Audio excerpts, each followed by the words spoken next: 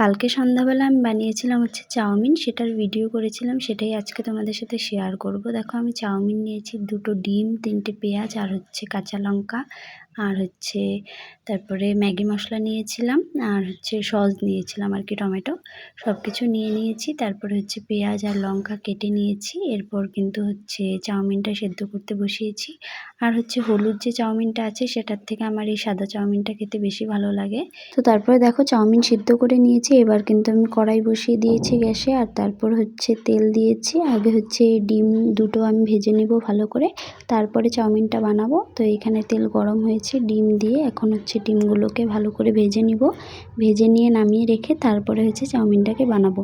তো তোমরা কে কীভাবে বানাও চাউমিন অবশ্যই কিন্তু আমাকে কমেন্ট করে জানিও।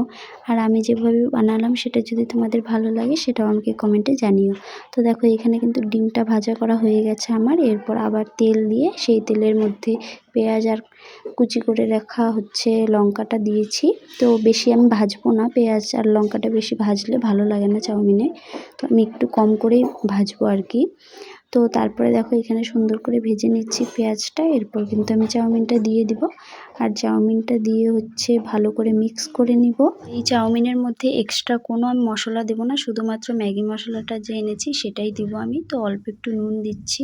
আমি হচ্ছে ডিমটা যখন ভেজেছি অল্প নুন দিয়েছিলাম, পেঁয়াজেও অল্প নুন দিয়েছিলাম, তাই নুনের পরিমাণটা একটু কম দিলাম। এখন ম্যাগি মশলা দিয়েছি, দিয়ে ভালো করে মিক্স করে তারপরে এই যে সসটা দিয়েছি, দিয়ে তারপরে ভেজে রাখা ডিমটা দিয়ে ভালো করে নাড়াচাড়া করে তারপর কিন্তু দেখো এই যে আমার চাউমিন কিন্তু একদম রেডি হয়ে গেছে।